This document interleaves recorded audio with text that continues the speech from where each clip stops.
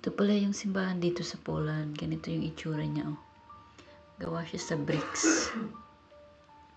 Ayan, oh. Maganda siya, malaki. Tsaka simple lang ang simbahan dito.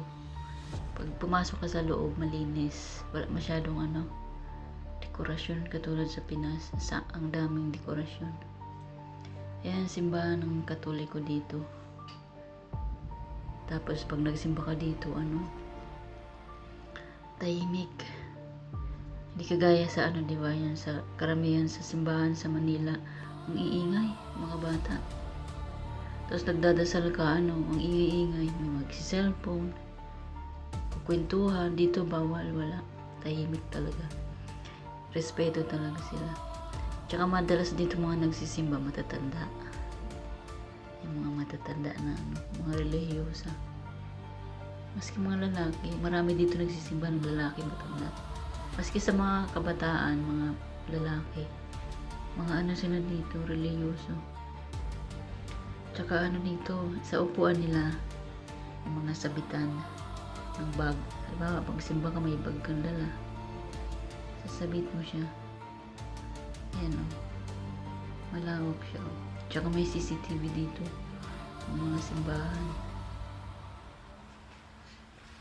Ayan, ang linis. Ayan, yung tower na yan. Yan, orasan. Ayan, ang taas. Oras. Clock tower.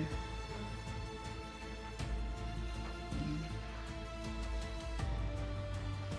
Gawa siya sa bricks.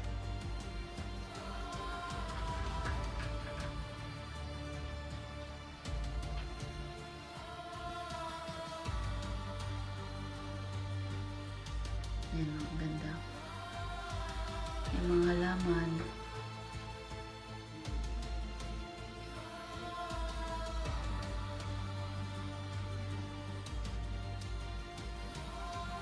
Ayan, mga bahay dito. Ganyan, flat tawag nila.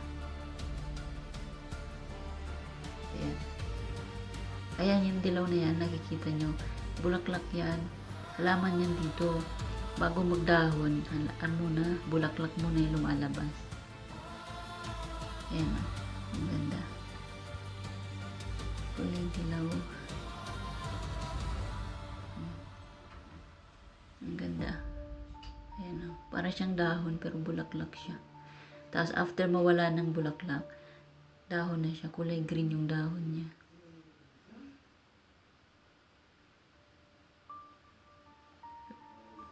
Na siya spring na ngayon kaya nagtubo na sila.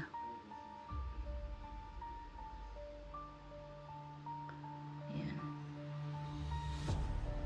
Ayan yung pintuan, ng simbahan. Mataas. Kaya nagsimba. Tsaka dito pag panahon ng Holy Week, hindi siya masyadong mga chichiborichi. Yan yung pintuan. Double door dito kasi nga pag panahon ng winter, para hindi malamig masyado.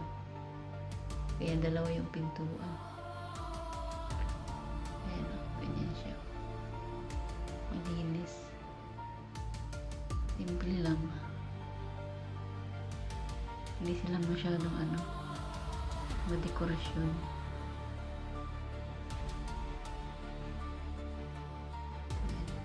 Ayan yung sabitan ng bag. Pagka may dala kang bag na nagsisimba ka.